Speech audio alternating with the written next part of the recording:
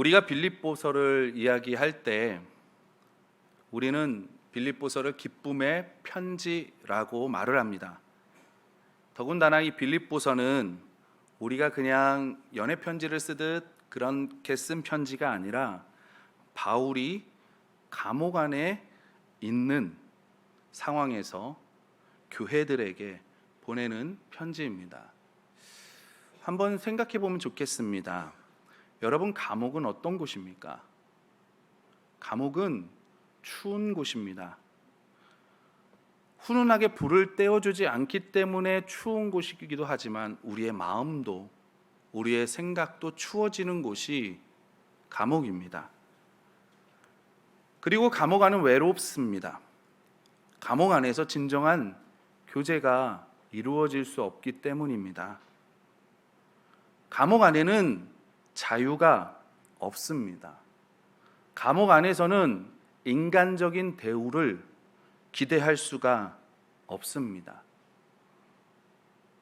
이런 감옥 안에 있는 사도 바울은 그런데 오히려 기뻐하고 있고 자신의 기쁨이고 자신의 면류관인 사랑하는 빌립보 교인들에게 이 기쁨을 나누어 주고 싶어 합니다. 제가 새벽 기도회를 위해서 새벽에 일어나 교회 문을 열기 위해 1층에 내려가서 유리문을 딱 보면 자동문이 있는 길가 쪽의 문을 보면 가끔 새벽에 출근하시는 분들을 타고 있는 버스가 딱 마침 멈출 때가 있습니다. 그러면 저는 무의식적으로 그 안을 이렇게 쳐다봅니다. 그런데 한 분도 행복해하거나 한 분도 기뻐하는 모습의 얼굴을 본 적이 없는 것 같습니다. 다들 피곤해하고 힘들어하고 좀 이렇게 인상을 쓰고 있는 모습들을 보게 됩니다. 출근하시는 분들도 만나게 되는데 그런 분들은 뭐에 쫓기듯이 막 가시는 것을 보게 됩니다. 불안해하시는 분도 보게 됩니다. 그래서 이 땅을 살아가면서 많은 분들이 불안해하고 쫓겨 살고 힘들어하고 고난 이런 것들에 눌려 있는 것을 종종 보게 됩니다. 그러나 사도 바울은 이런 중에 있더라도 우리가 평안을 누릴 수 있고 기쁨을 누릴 수 있다고 오늘 말씀을 통해 가르쳐주고 있습니다. 오늘 본문을 보면 주 안에서라는 그 말을 우리가 주목하기를 원합니다. 빌립보서 4장 1절에 보면 사랑하는 자들아 이와 같이 주 안에서라. 2절에 보면 주 안에서 같은 마음을 품으라. 4절에 주 안에서 항상 기뻐하라 말씀하고 있습니다. 사도 바울의 편지들을 보면 그리스도 안에, 주 안에, 그리고 주님 안에라는 표현을 총 164번을 사용을 했습니다. 굉장히 많은 빈도수입니다. 그 중에서 이 주 안에, 그리스도 안에, 주님과 함께 이런 말을 할 때 바울이 가장 어디서 많이 썼냐면 옥중서신, 그러니까 감옥에 있을 때 많이 사용했습니다. 그러니까 바울은 지금 내가 감옥에 있지만 내 영혼은 그리스도 안에 있다고 말하고 있습니다. 이것이 그리스도인의 삶이라고 우리에게 말씀하고 있습니다. 어느 곳에 있든지 그곳이 환난 가운데 있을지라도 문제 가운데 있을지라도 어려움 가운데 있을지라도 폭풍 가운데 있을지라도 내가 감옥 안에 있을지라도 주님 안에 있다. 내가 주님 안에 있다. 이것이 바울이 감옥에 있으면서도 가슴 벅찬 감격과 은혜와 평강을 누린 비결입니다. 그래서 오늘 본문을 통해서 우리가 사도 바울이 이 누렸던 그런 것들, 그리고 사도 바울이 빌립보 교인들이 본받기를 원하는 그 마음의 권면들을 통해 은혜의 시간을 나누고자 합니다. 첫 번째로 주 안에 서십시오. 신앙생활을 하면서 우리는 어디에 서 있는지가 굉장히 중요합니다. 내 육신이 서 있는 것이 아니라 내 마음의 자리가 지금 어디에 서 있는지가 중요하다는 말씀입니다. 내가 예수님을 믿으면서 무엇을 갈망하고 있는지, 내가 예수 그리스도를 믿으면서 내가 무엇을 원하고 있는지, 내 만족의 신앙생활을 하고 있는지, 아니면 주님께서 기뻐하시는 그런 신앙생활을 하기를 원하고 있는지, 내가 외적인 것을 채워야만 기쁘고 행복한지, 외적인 것을 잃어버리면 내가 좌절하고 박탈감을 느끼고 실패감을 느끼고 내가 이제는 믿음의 자리도 흔들리는지. 성경은 그럴지라도 아니라고 말합니다. 그리고 지금 있는 그 자리에서 그곳에 어느 상황에 있든지 분명하게 그리스도인들은 기쁨과 평안을 누릴 수 있다고 우리에게 말씀해주고 있습니다. 감옥은 유쾌한 곳이 아닙니다. 그리고 범죄자들이 들어간 곳이기 때문에 우리가 일반 사회에서 생각하는 그런 일들이 그 안에서는 벌어지지 않고 그 안에 독특한 일들이 다 일어나고 있습니다. 온갖 범죄자들이 가득한 그 감옥 안에 지금 바울이 들어가 있습니다. 감옥을 지키는 로마 군인들이 있습니다. 이들은 아마 범죄자들을 인간처럼 생각하지 않고 인간 이하로 생각할 것입니다.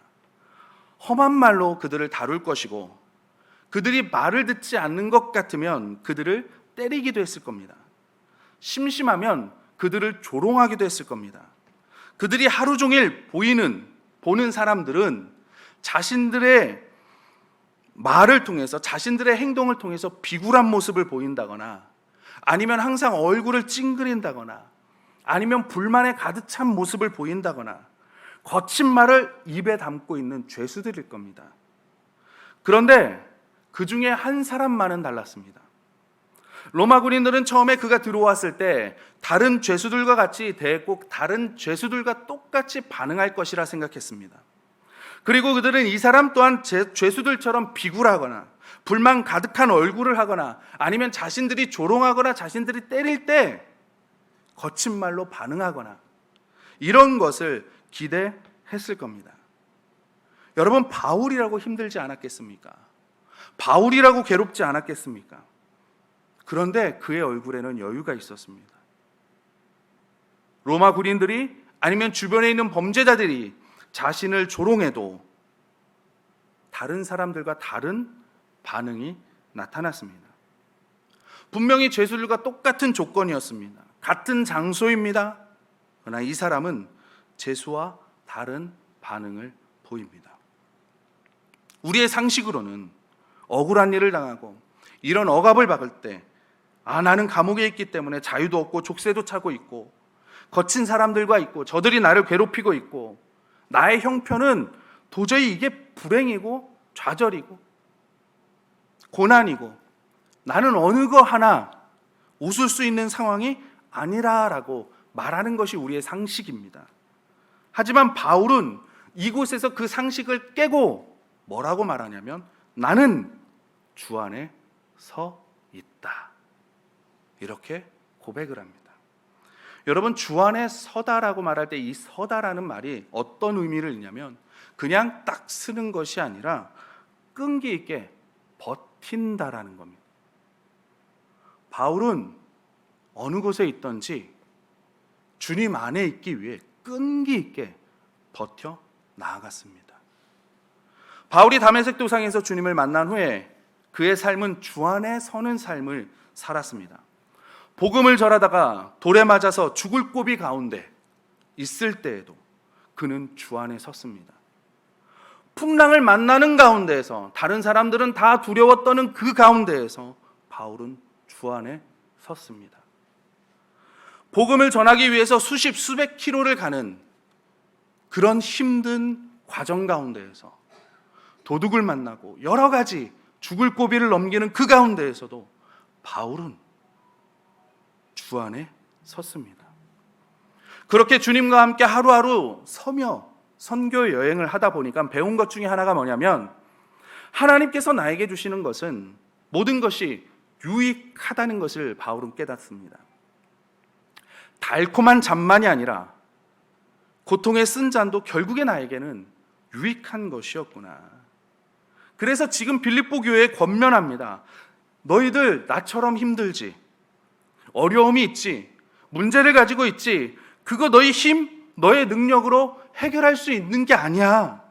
나처럼 하루하루 나와 함께 하시는 주님과 함께 끈기 있게 버텨봐. 흔들리지 말고 주 안에 끈기 있게 굳게 서봐. 넘어져도 다시 일어서면 돼. 주 안에서만 있으면 돼. 내 힘으로는 안 되지만 7번 넘어져도 8번 일어날 힘을 주 안에 있으면 주님께서 힘을 주실 거야. 너희는 설 수 있어. 빌립보 교회에 이야기한 그 바울의 권면이 동일하게 이 시대를 살아가고 있는 저와 여러분에게 외치고 있는 권면입니다. 주님 안에 서십시오. 주 안에 끈기 있게 서십시오. 그러면 바울에게 나타났던 하나님의 놀라운 은혜와 평강과 능력이 저와 여러분의 삶 가운데에도 나타날 줄 믿습니다. 두 번째로, 주 안에서 같은 마음을 가지십시오. 2절을 보면 내가 유오디아를 권하고 순두개를 권하노니 주 안에서 같은 마음을 품으라 말씀하고 있습니다. 유오디아와 순두개는 빌립보 교회를 굉장히 충성스럽게 섬겼던 여성 성도들입니다. 그들은 하나님의 생명책에 이름이 올라간 사람들입니다. 두 사람 다 사도 바울의 귀한 동역자였습니다. 사도 바울은 3절에서 빌립보 교인들에게 이 두 사람을 열심히 도와라 라고까지 권면하기까지 합니다. 그런데 이 두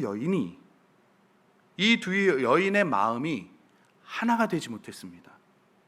이 문제는 빌립보 교회 안에 굉장히 큰 문제로 나타나기 시작을 합니다. 이것을 전해 들은 바울은 너무나 마음이 괴로운 겁니다. 그래서 편지를 쓸 때 이 문제를 이야기하지 않을 수가 없었습니다. 우리는 가끔 문제가 있을 때 누가 옳고 누가 그른지를 판단하려고 합니다. 그래서 오히려 더 어려움에 처할 때가 종종 있습니다.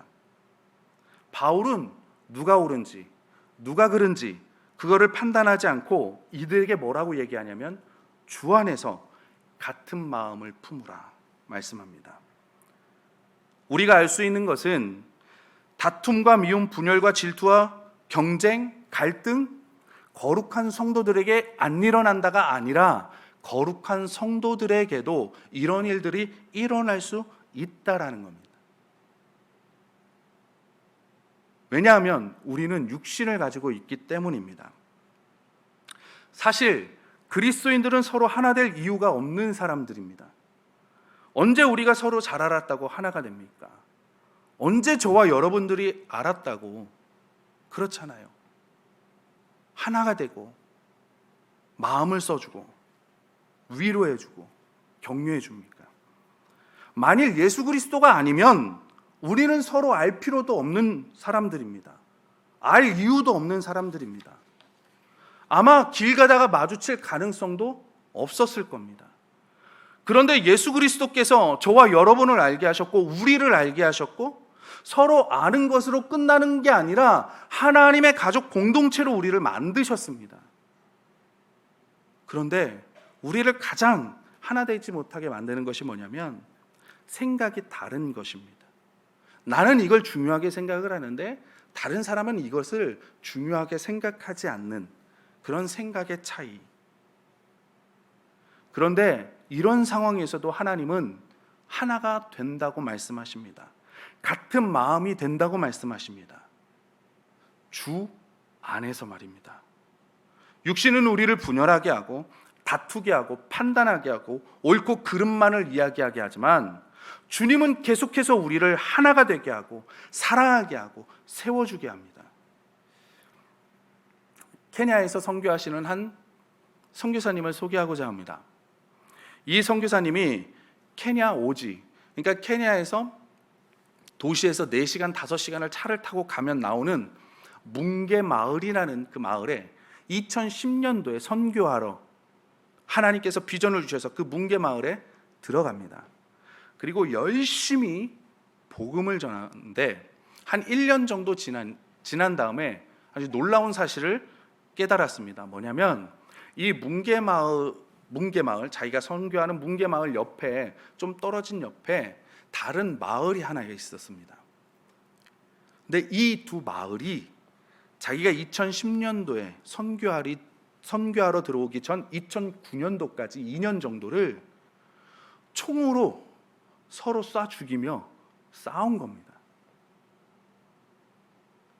이게 너무나 커지다 보니까 어떻게 할 수가 없어서 나라에서 군대를 파견해 가지고 이거를 억지로 멈추게 했습니다. 그리고 1년 정도 지난 다음에 이 선교사님이 문개마을 지역으로 들어간 겁니다. 아무것도 모르고. 그래서 1년이 지난 다음에 선교를 막 하는데 또 놀라운 사실은 하나는 뭐냐면 집집마다 총하고 실탄을 가지고 있습니다. 그리고 내가 저 옆마을을 저 사람들을 만나면 언제든지 내가 쏴 죽이겠다. 이게 그들 마음에 가득했던 겁니다. 그런데 참 감사한 거는 그들의 마음에 복음이 들어가고 말씀이 들어가니까 조금씩 변하기 시작을 합니다. 그래서 1년 정도 이제 지난 다음에 그거를 알게 되고 하나님 앞에 기도한 다음에 성도들에게 이야기를 했습니다. 집에 있는 총을 버리십시오. 그런데 정말 그 사람들이 총을 버리기 시작을 합니다.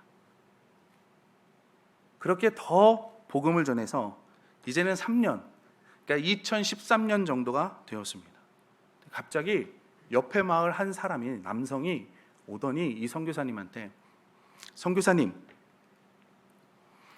이 문개 마을에 전했던 그 예수님을 우리 마을에도 전해 주십시오. 이 복음을 우리에게도 전해 주십시오. 그렇게 이야기를 하고 돌아갔습니다. 이제 선교사님은 그 두 마을의 역사를 알잖아요. 그러니까 도저히 이야기를 할 수 없는 겁니다. 그런데 계속 감동이 와서 기도하는 가운데 조심스럽게 교회에 그 이야기를 했습니다. 옆 마을에서 이런 이 사람이 와가지고 우리에게도 예수님을 전해달라 한다. 어떻게 하시겠습니까? 그러자 그 이야기가 끝나자마자 한 남성이 손을 들고 이렇게 이야기합니다. 제가 가서 그 마을 사람들에게 하나님을 전하고 예수님을 전하겠습니다. 문개교회가 나무 밑에서 시작되었던 것처럼 나무 밑에 모여서 하나님의 말씀을 전하고 교회가 시작되도록 제가 매주 가겠습니다. 문개마을 사람들이 교회를 통해서 말씀을 듣고 선교사님을 통해 구원을 받은 것처럼 그 마을 사람들도 하나님의 은혜와 구원이 필요한 사람들입니다. 목사님이 허락만 해주시면 제가 가서 그들에게 구원의 말씀을 전하겠습니다. 제가 가서 매주 예배가 시작되도록 기초를 쌓겠습니다. 라고 말을 합니다. 이 이야기를 듣는데 목사님과 교회 사람들이 다 놀라는 겁니다. 왜냐하면 이 사람은 2009년도에 쌍둥이 형이 옆마을 사람들한테 굉장히 잔인하게 살해를 당했기 때문입니다. 그리고 그 조카를 지금도 키우고 있습니다. 시간이 지난 다음에 그 옆마을 사람들이 이제는 이렇게 얘기합니다. 문개 마을에 선교사님이 오고 교회가 시작되면서 하나님의 평화가 임했습니다. 이제 우리 마을에 하나님의 교회가 시작되었으니 우리 마을에도 평화가 더할 것이고 우리들 사이에 분쟁은 더 이상 없을 것입니다. 인간의 기준으로는 용서할 수 없는 원수, 주님이 하신 겁니다. 복음이 들어가고 굳어있는 그들의 마음이 녹아가고 원수를 도리어 불쌍히 여기고 사랑하는 마음이 들어가게 됐습니다. 내가 예수님을 만난 후에 누리는 은혜가 정말 크고 놀라워서 원수였지만 그들을 향한 긍휼의 마음으로 나와 같은 마음, 나와 같은 은혜, 나와 같은 평안, 저들도 누리기를 원하는 마음, 주님 안에 있으니까 은혜와 평강을 누리게 되는 것이고 같은 마음을 품을 수 있게 되는 것입니다. 서로 같은 마음이 되어 사랑하게 되는 것입니다. 저와 여러분 가운데에도 이 같은 마음, 주 안에서의 같은 마음이 항상 넘쳐나기를 소원합니다. 세 번째로, 주 안에서 기뻐하십시오.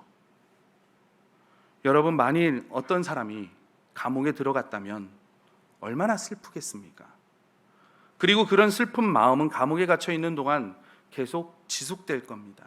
이것이 정상입니다. 그런데 만일 어떤 사람이 감옥에 들어왔는데 기쁨을 느낍니다. 그러면 무슨 일이지? 라고 관심을 가질 겁니다. 그런데 그 기쁨이 너무나 커서 그 감옥 안에 있는 사람이 그걸 주체할 수가 없어서 감옥 밖에 있는 형제자매들에게 얘기하고 가족들에게 얘기하고 나의 지인들에게도 얘기하고 편지를 쓰면서 계속 그것을 이야기한다면, 전한다면 그건 평범한 일은 아닐 것입니다. 사도 바울이 그랬습니다. 사도 바울은 감옥에 있지만 그냥 감옥에 있는 것이 아니라 항상 간수 4명이 사도 바울을 지키고 있었습니다. 그 중에 한 명은 같이, 오늘말로 하면 수갑을 같이 차고 자고 밥 먹고 화장실도 가고 24시간 그렇게 생활을 하는 삶이었습니다. 여러분, 더군다나 순교의 시간, 죽음의 시간은 바울에게 점점 다가오고 있습니다. 이런 상황에 누가 기뻐할 수 있겠습니까? 그러나 바울은 감옥 밖에서 자유를 누리고 있는 성도들에게 오히려 기뻐하라 이야기를 합니다. 주 안에서 항상 기뻐하라. 다시 말하노니 기뻐하라. 사도 바울이 이렇게 기뻐할 수 있는 비결은 무엇입니까? 바울이라고 감정이 없었겠습니까? 바울이라고 미움이 없었겠습니까? 바울도 저와 여러분과 같이 똑같은 사람입니다. 싫은 말을 하면 마음도 상하고, 누가 때리면 아프고, 누가 괴롭히면 고통스러워하는 것 똑같습니다. 오히려 바울은 저와 여러분보다 더 민감한 사람입니다. 더 집착이 강한 사람입니다. 그러나 그가 그 어려운 가운데에도 승리할 수 있는 이유가 무엇입니까? 주 안에 있기 때문입니다. 내 안에 거하라. 나도 너희 안에 거하리라. 내가 주님 안에 거하기를, 주님이 나의 안에 거하기를, 주님이 우리 교회 안에 거하기를, 주님이 우리 성도님들의 심령과 가정과 자녀들과 직장 사업 일터 가운데 거하기를 소원합니다. 말씀을 맺겠습니다. 사람은 안에 차 있는 것이 밖에 나오게 되어 있습니다. 내가 부정적인 것으로 내 마음을 채우면 부정적인 말이 나오게 되어 있습니다. 내가 세상 것으로 나를 채우면, 나를 누르면 내가 세상 것이 나오게 되어 있습니다. 그게 사람입니다. 이런 사람들 어떻게 주 안에 설 수 있고, 어떻게 주 안에서 같은 마음을 품을 수 있고, 어떻게 주 안에서 기뻐할 수 있겠습니까? 그 비결을 사도 바울은 2가지를 우리에게 말합니다. 6절, 7절에서 뭐라냐면 기도하라는 겁니다. 여러분, 기독교는 마음을 비우는 종교가 아닙니다. 기독교는 마음을 비우라고 이야기를 하지 않습니다. 오히려 예수 그리스도로 채우라 말을 합니다. 잉크통을 깨끗하게 하는 방법을 아십니까? 물론 부어내고 채우면 되지만 우리의 마음을 생각을 해보면 그건 불가능합니다. 그렇다면 어떻게 해야 합니까? 맑은 물을 한 방울 한 방울 지속적으로 떨어뜨리는 겁니다. 그러면 어느 순간 검은 잉크통이 맑은 물로 바뀌어지게 되어 있습니다. 사도 바울은 주 안에 끈기 있게 서라 그러는데 우리가 그것이 힘들다라는 것을 분명히 알고 있습니다. 그래서 뭐를 하라 그러냐면 기도하라는 겁니다. 기도는 우리 마음에 예수 그리스도를 가득하게 하는 겁니다. 기도는 우리 안에 예수 그리스도가 거하게 하는 겁니다. 바울은 알았습니다. 어떤 것에 대하여 근심하지 않는 유일한 비결, 그것은 모든 일에 감사함으로 기도하는 것임을 말입니다. 그래서 우리에게 기도하라는 겁니다. 항상 기도하라는 겁니다. 항상 감사함으로 기도하라는 겁니다. 한 번만 하라는 것이 아니라 끈기 있게 우리에게 기도하라고 말합니다. 그럴 때 우리 안에는 예수 그리스도로 가득 찰 수 있다 말합니다. 그리고 또 하나는 8절 9절 말씀입니다. 무엇에든지 환경과 상황에 따라서 사람에 따라서 변하지 말고 항상 언제나 참된 것, 경건한 것, 옳은 것, 정결한 것, 사랑받고 칭찬받을 만한 것을 생각하라는 겁니다. 내 생각에 세상 것을 채우고 미움을 채우고 다툼을 채우고 옳고 그름을 채우는 것이 아니라 무엇이 옳은지, 무엇이 참된지, 무엇이 경건한지 그것으로 끈기 있게 채우라는 겁니다. 그럴 때 우리가 주님 안에서 하나가 될 수 있고 같은 마음을 품을 수 있고 기뻐할 수 있다라는 겁니다. 주 안에 설 수 있다라는 겁니다. 오직 우리가 주 안에 서 있기만 한다면, 주 안에서 살아간다면 주님께서 함께 하시기 때문에 이 모든 것이 다 이루어질 수 있을 줄 믿습니다. 초대교회 지도자였던 터툴리안이라는 교부가 있습니다. 이 교부가 쓴 글에 보면 초대교회에는 종종 전도할 때 불신자들에게 이렇게 전도했다고 합니다. 예수 믿으십시오. 천국 갑니다. 라고 한 게 아니라 당신들은 그리스도인들처럼 사랑하는 사람들을 본 적이 있으십니까? 그러면 그 이야기를 들은 사람들은 다 수긍했다고 합니다. 굉장한 거 아닙니까? 그래서 그 당시 신약교회는 위대했던 겁니다. 교회는 이럴 때 위대한 것입니다. 우리 영도교회, 신약교회를 추구합니다. 신약교회처럼 세워나가기를 원합니다. 당신은 영도교회 성도들처럼 서로 사랑하는 사람을 본 적이 있습니까? 이것이 주 안에서 설 때, 같은 마음을 품을 때, 주 안에서 항상 기뻐할 때 우리 영도교회가 여러분이 듣게 될 말일 줄 믿습니다. 기도하시겠습니다.